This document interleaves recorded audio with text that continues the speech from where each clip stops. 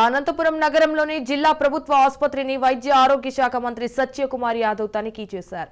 మంత్రి సత్యకుమార్ యాదవ్ తో పాటు ఎమ్మెల్యే దగ్గుబాటి వెంకటేశ్వర్ ప్రసాద్ తనిఖీలో పాల్గొన్నారు.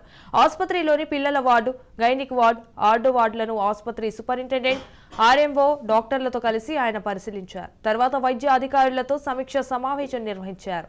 ఈ సందర్భంగా అనంతపురం జిల్లా ప్రభుత్వ ఆసుపత్రిలో కొన్ని లోపాలు ఉండటం నిజమే, అవన్నీ త్వరలో చెక్కదిద్దుతామని అన్నారు.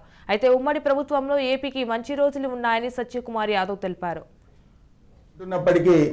560 బెడ్లు మాత్రమే, శాంక్షన్డ్ బెడ్లు మాత్రమే ఈ ఆసుపత్రిలో ఉన్నాయి. కానీ ప్రతిరోజు ఓపీ 2000 నుంచి 3000 రావడం, ఇన్ పేషెంట్లు కనీసం 1500 ఉండడం, దాని కారణంగా ఫంక్షనల్ బెడ్స్ని ఇటువంటి పరిస్థితులు ఉన్నప్పటికీ కూడా సరైన సిబ్బంది లేకపోవడం, బెడ్లు లేకపోవడం, మౌలిక సదుపాయాల కల్పన లేకపోవడం ఉన్నప్పటికీ కూడా నాణ్యమైన సేవల్ని ఆసుపత్రిలో అందిస్తున్నారనే విషయాన్ని నేను తెలియజేస్తున్నాను.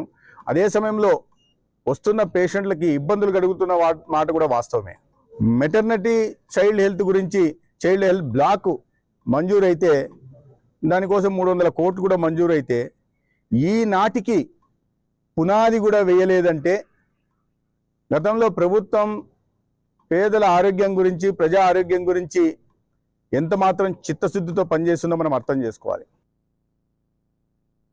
ప్రభుత్వంలో ఉన్నారు, ప్రభుత్వ శాఖకు సంబంధించిన మంత్రి, సో ప్రభుత్వ ఆధీనంలో ఉంటున్న సర్వజన ఆసుపత్రి గురించి మంచిగా చెప్తారని అనిపించవచ్చు, ఎందుకంటే ప్రజల్లో ఒక భావన వేరే విధంగా ఉంది.